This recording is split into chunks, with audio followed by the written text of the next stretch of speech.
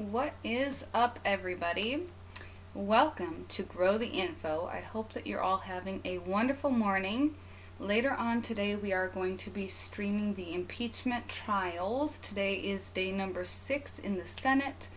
Mr. President Trump's lawyers are continuing to respond to the prosecution that has taken place over the first 5 days or the first 4 days or whatever it was. So make sure that you're subscribed so that way you don't miss that. But I also wanted to cover some other news because I don't just do the impeachment trials. I try to give you guys other information as well. So today we're going to go over a few Florida-based stories. One has to do with a person in Pensacola that was shipping things to Iran. Another one has to do with cocaine smuggling in massive amounts.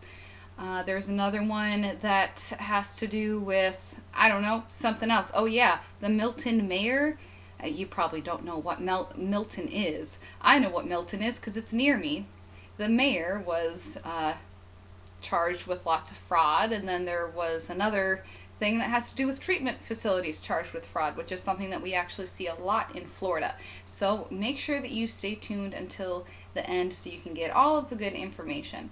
All of the links to these press releases are going to be on our website, growtheinfo.com, and make sure that you follow us on Twitter and Instagram because I try to put out some breaking information and stuff on there as well.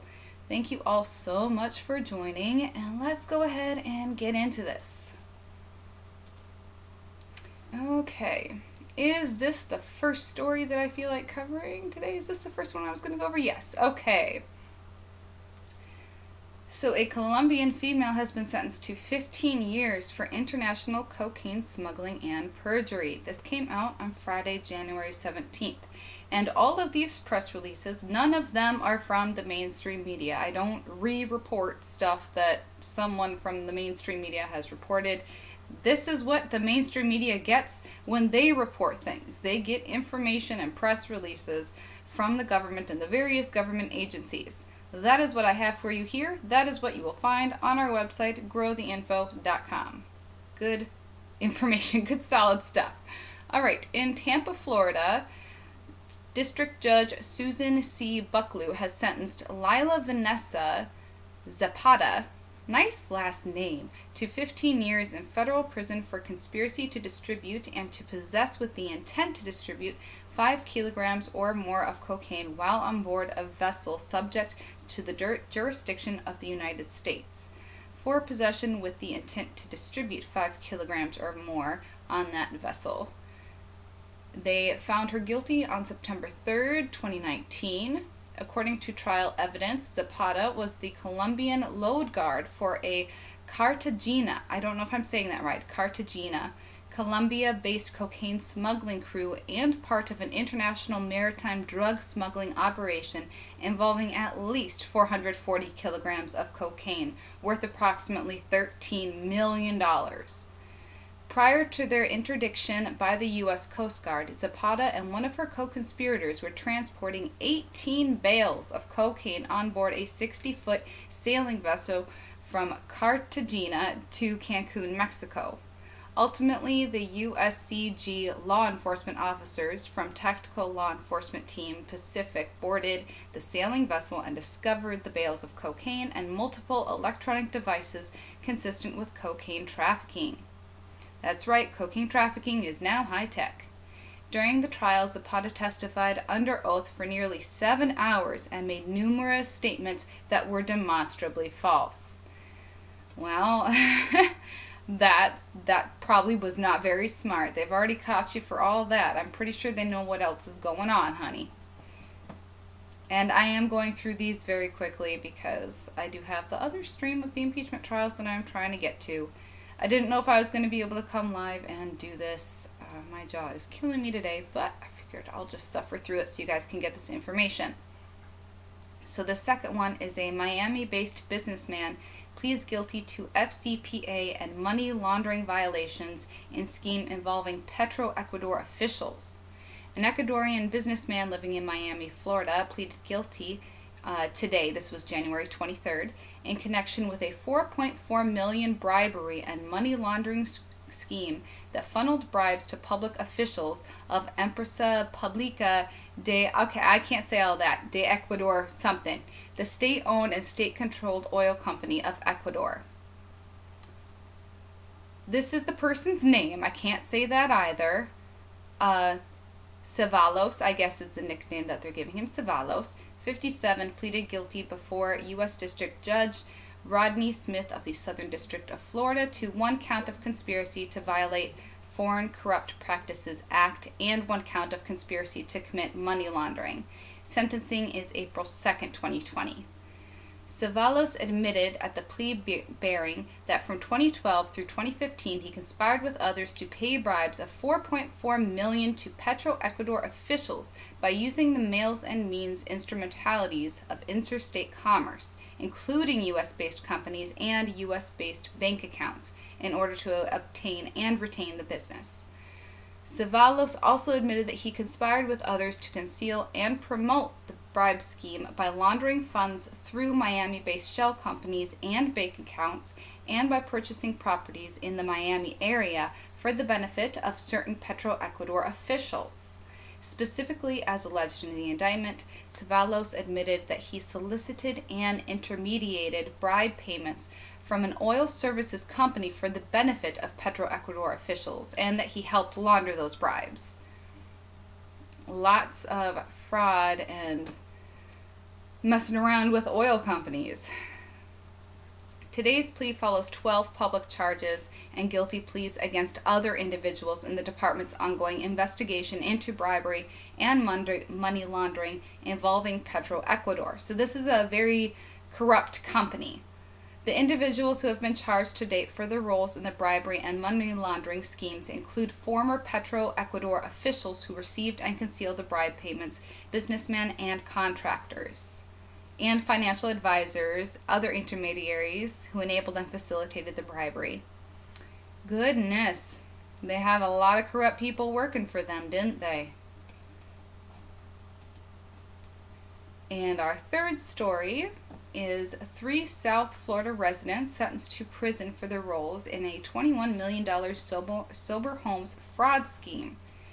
Now, if you aren't aware, in Florida, one of the big things that people actually come here for, especially the southern parts of Florida, is the treatment facilities. We have what people refer to as some of the fanciest and some of the best treatment facilities for addiction. However, a lot of them have actually been found to not be doing what they're supposed to be doing, and most of them are overpriced. And you have to ask yourself, if places like Miami, if they have the best treatment care facilities, why do they also have the largest drug population in Florida down there? If they have all of the facilities, why are all of the people still stuck on the drugs? And if these facilities are getting so much money, then shouldn't they be able to do more outreach work there? That's because they're generally not doing what they say that they're going to, and they're doing stuff like this. 3 former co-owners and clinical directors of a group purported substance abuse treatment centers and sober homes were sentenced to prison today for their roles in a conspiracy to commit healthcare fraud and wire fraud that resulted in an actual loss of more than $3.8 million, and through which the conspirators sought to obtain more than $21 million. If you don't know what a sober home is, it's like a halfway house. So when you go to treatment, you get clean. Well, you go to rehabilitation, you get clean, and then you go to treatment, and you're supposed to treat your addiction, and then after that they put you in what's called a halfway house, or in this case it's called a sober home. So that way you're around other people that are kind of dealing with the same thing that you're dealing with, so that way you can have some support, and it's supposed to be run, and they're supposed and have people there that are professionals dealing with the situation to really make sure that the individuals there get the help that they need. Because one of the biggest problems that we see when we push someone out of treatment or out of the hospital or whatever back onto the streets when they have an addiction is that they don't know how to cope with the real world and all the the stressors and everything. There's a reason why they got addicted to whatever drug it was in the first place. It's almost always some form of self-medication, even if people just think it's because they want to have fun. Usually they are actually trying to self-medicate themselves. And so then when they get put back in the situation that they were already trying to medicate themselves in, and they don't have any kind of tools to be able to combat the stressors and the anxiety and the panic and everything, they just end up going right back to what has made them feel even a tiny bit better, and then of course in the long run is not good for them, which is the drugs. So these sober homes are supposed to be that really good middle step that, people can learn how to cope with just the world. I mean, we all know how stressful the news is, like politics, and even if you aren't paying attention to anything like that, just going about your day-to-day life, having to work, having to pay bills, all this kind of stuff, especially if you're trying to get back up on your feet, is incredibly difficult. I mean, even for people that don't have addiction. So these places are supposed to be like, that's where you really learn how to reintegrate and not have to use these substances. And it makes me very upset to see stories like this where people are just abusing this system, because there are so many people out there that desperately need that help. Hold on one second, my phone is ringing.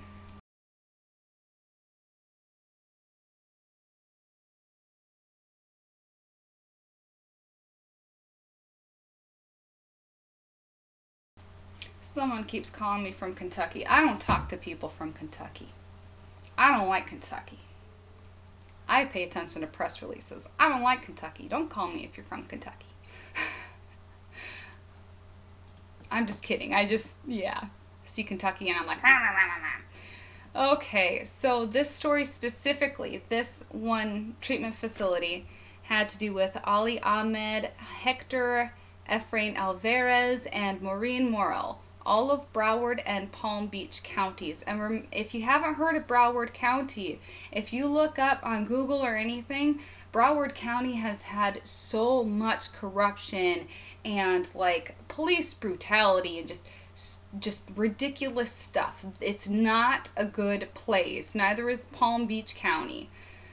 Okay, so they've previously pled guilty to one count of conspiracy to commit healthcare and wire fraud. District Judge Moreno of the Southern District of Florida sentenced Ahmed to 120 months in prison, Alvarez to 32 months, and Morrill to 32 months. In addition, the defendants are ordered to forfeit certain property and pay forfeiture. Okay, so down here it gives the actual story about what they did. In recent years, South Florida has become the locus for drug and alcohol addicts seeking assistance in an effort to become and remain sober. Locus means location. So they're saying like everybody's flocking here to try to get treated. And like I said, it's not working. Substance abuse treatment centers that assist such persons undergoing detoxification from an intoxicating or addictive substance are regulated under state and federal law. These substance abuse treatment centers, or detox centers, form a continuum of care including from most intensive to least intensive as follows. And then, it gives what I was just talking about, how you'd go through the different steps of treatment and rehabilitation. And then it, as I said, a sober home is like a halfway house so that you can be drug and alcohol free. Okay. Jacob's Well was a substance abuse treatment center licensed with the Florida Department of Children and Families that purportedly provided private insurance beneficiaries with substance abuse treatments and services. By the way, this was located at 7950 Southwest 30th Street, Suite 202 in Davie, Florida, in case you want to know that, or in case you live near there. MediMD was a substance abuse treatment center licensed with the Florida Department of Children and Family Services that purportedly provided more treatments and services. And another place was supposedly providing services. Serenity Ranch. Oh my goodness. If the name is Serenity Ranch, just stay away. Ali Ahmed was treasurer of Jacob's Well. Sebastian Ahmed was the CEO. It gives, what they did. Okay, according to court documents from June 2016 through April 2019, Ali Ahmed, Sebastian Ahmed, and Maureen Morel submitted and caused others to submit via interstate wire communications approximately $1,693,276 in claims, which falsely and fraudulently represented that various healthcare beneficiaries, primarily substance abuse, PHP, IOP, and OP services, were medically necessary, prescribed by a doctor, and provided by them. And then approximately the amount of $320,301 was deposited into the account of that Jacob's Well company organization that we mentioned earlier. Furthermore, during the same approximate time period, the three individuals submitted and caused others to submit a whole bunch, $21 million, over $21 million, in claims which falsely and fraudulently represented that various healthcare benefits, primarily substance abuse and OP services, were medically necessary, prescribed by, blah, blah, blah, and they claimed money for it. As set forth in court documents, the scheme involved not only financial exploitation but also sexual exploitation of vulnerable, drug-addicted patients whom were addicted and induced to attend Serenity Ranch facilities with free flights, free housing, vapes, clothing, day spas, benzodiazepine medications, and even drugs. And can you imagine luring in drug addicts, telling them, hey, we'll give you other drugs? I mean, you corrupt people. Indeed, the evidence showed that patients were permitted to keep using drugs and even provided drugs, including heroin and cocaine, by conspirators such as Ali Ahmed. Ali Ahmed also engaged in sexual relationships with patients, and as a result of the destabilizing environment at the facilities, many patients did not get the treatment they so desperately needed. Oh, gee, you think? So, there's that story. Hooray for Florida treatment facilities. All right, I need to keep moving through these a little bit faster because I need to get to that hearing. By the way, we're not going to be streaming the entire impeachment trial today. I don't know how long it's going to take, but at 4 o'clock we are going to be switching over to covering something else, just so you are forewarned, because there are other things going on, and while the impeachment trials are important, they're really monotonous. Okay, so this one is about a former Milton mayor and ex-head of United Way of Santa Rosa County sentenced to federal prison for fraud and tax evasion. Milton is not a very big place. I mean, like, it's a typical Florida town in these parts, but compared to some other areas, it's not big at all. So I was kind of shocked to see Milton in one of the press releases that I got in my inbox. And apparently he was prosecuted in Pensacola, Florida. Guyland W. Thompson, a former mayor of Milton, Florida, and ex-executive director of the United Way of Santa Rosa County, today was sentenced to 51 months in federal prison after pleading guilty to wire fraud and tax evasion. Thompson, 65, of Milton, was ordered to forfeit $221,868 seized from his bank accounts and pay an additional money judgment of $430,132. Restitution will be decided at a later hearing. Thompson pled guilty last May to 20 counts of wire fraud and 3 counts of tax evasion, stemming from his embezzlement of funds from the United Way of Santa Rosa County while he ran the organization. Between at least 2011 and 2018, Thompson embezzled over $650,000 from the charity. He used his position and access to the charity's records and bank accounts to steal money from the charity for years by conducting a series of complicated financial transactions to cover his tracks. He also made false representations to board members, employees, bank tellers, the United Way worldwide, to keep his fraud undetected for so long. Thompson then failed to report to the International Revenue Service, I can't talk, the extra income from his embezzlement scheme. So he eventually got caught because he didn't report the extra income to the IRS. So if he had reported and just figured out some way to fudge it in the paperwork, he probably still would not have been caught. These crimes affect not only an outstanding charitable organization, but also the many individuals who depend on multiple nonprofits to help them in day-to-day challenges. As a result of his crimes, United Way of Santa Rosa lost its charter with the international organization and was forced to close. The restitution Thompson was ordered to pay will be divided between United Way of Santa Rosa and 15 local charities that previously have been supported by it. The case was investigated by the FBI and the IRS. I'm going to have to look up exactly what... Oh, there's a PDF down here. I'm going to look that up and see exactly what the United Way of Santa Rosa did. In this area, we don't have a whole lot of charities, and this area is very Republican, very conservative Republican. So instead of donating to overseas charities and stuff, a lot of people here prefer to donate to local charities and local organizations. So I'm very curious to know what kinds of things these people actually did, and I'm very concerned about the people that live out in Milton. If they had been dependent on this kind of thing, that's worrisome.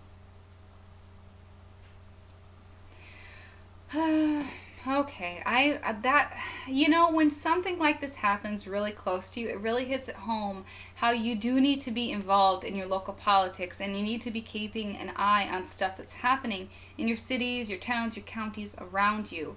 Especially if you're an independent journalist or an alt media type. Sometimes we're really good at digging out information, and we could sometimes be the people that are pulling this out.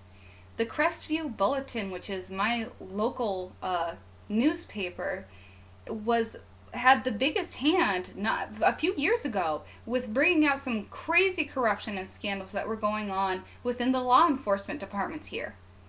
So, if you're in this game, try looking into the local people and stuff. Try getting people to wake up, and if there's stuff around you that's happening, make sure you report on it, because you probably have the best perspective on it. So good luck to the people in Milton that were dealing with that. And this last one has to do with a Pcola executive sentenced to 40 months in federal prison for conspiring with foreign nationals to ship technology to Iran. I am so glad this is the last story. My jaw hurts so bad. Alright, so it was announced January 26th, yesterday, that Pensacola business owner James P. Meharg, 60, was sentenced to 40 months in prison on federal charges of conspiring to sell and export power generating equipment to a recipient in Iran and concealing the scheme, as well as having payments routed to Meharg, I don't know how to say that, via a foreign country.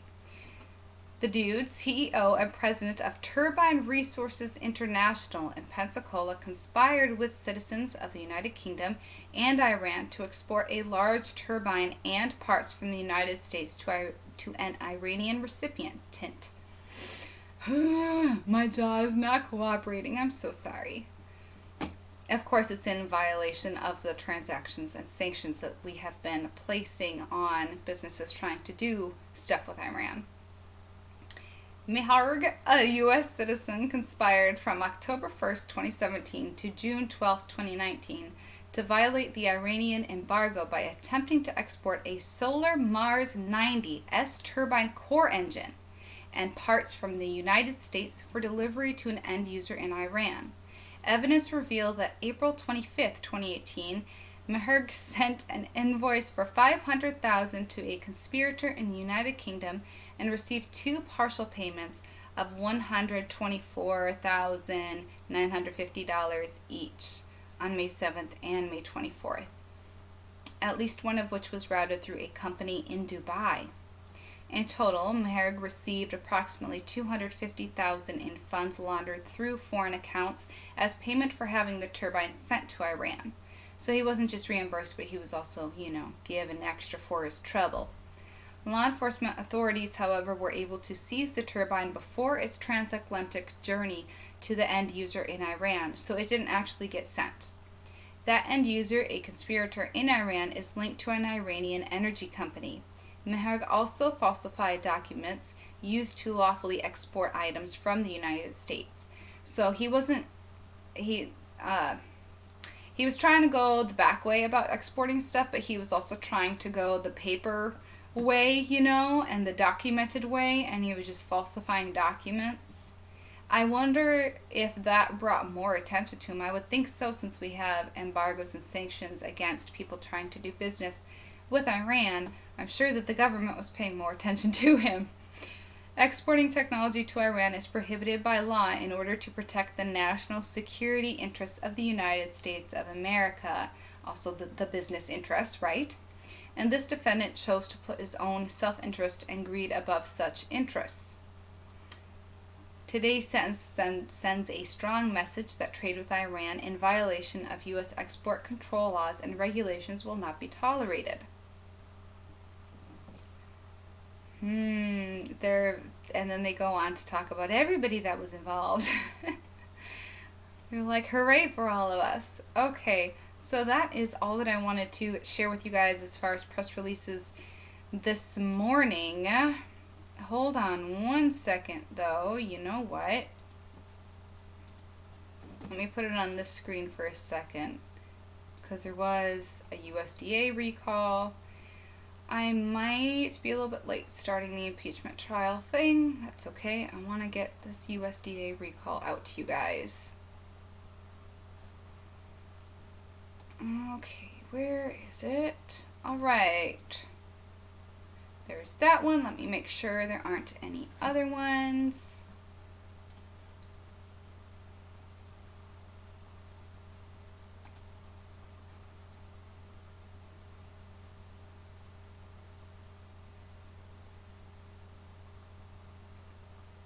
Oh, interesting. I'm going to have to do something on that too. Okay, here's another one.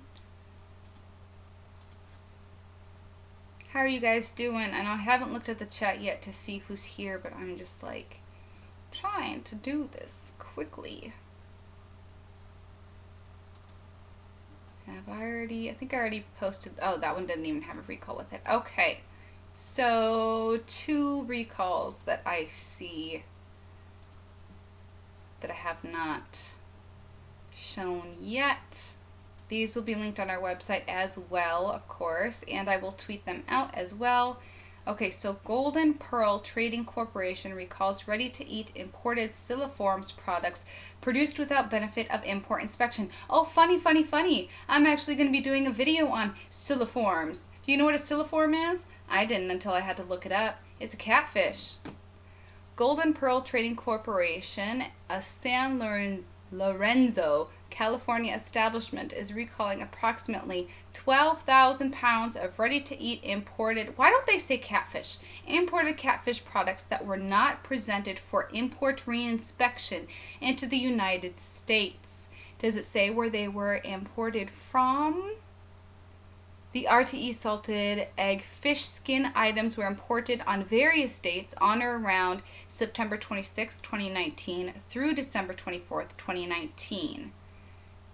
They have the label 113 grams foil bags containing Sugar Kid salted egg fish skin. What? They were shipped to retail locations in California, Hawaii, Nevada, New York, Oregon, Utah, and Washington. The problem was discovered during a routine FSIS surveillance activity of imported products. It does not say where they were imported from. Oh my goodness, I am saving this. I'm going to be addressing catfish in the Wuhan virus video that I do. I haven't seen anybody talking about Siliforms. What? What happened? Why isn't this one working?